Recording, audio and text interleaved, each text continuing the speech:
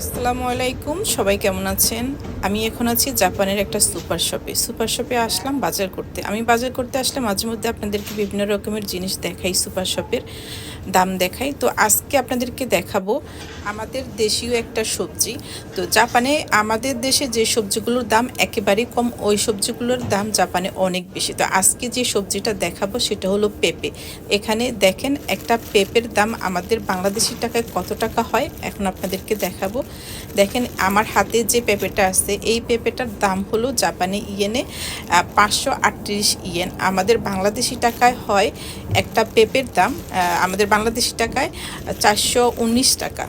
তো এখানে অনেকগুলো পেঁপে, তো পেঁপের দাম যেহেতু অনেক বেশি, তো আমিও দেখতেছি যে এখানে বড় পেঁপে কোনটা, বড় সাইজের পেঁপেটাই নিব, কারণ পেঁপের দাম যেহেতু বেশি। জাপানে পেঁপের দাম বেশি হওয়ার কারণ হলো এই পেঁপেগুলো আসে বাহিরের দেশ থেকে, চায়না, ভিয়েতনামিজ, ফিলিপাইন ওসব দেশ থেকে আসে। কারণ জাপানে পেঁপে চাষ হয় না, বা যে পেঁপে চাষ করে না, এই জন্য জাপানে পেঁপের দাম অনেক বেশি।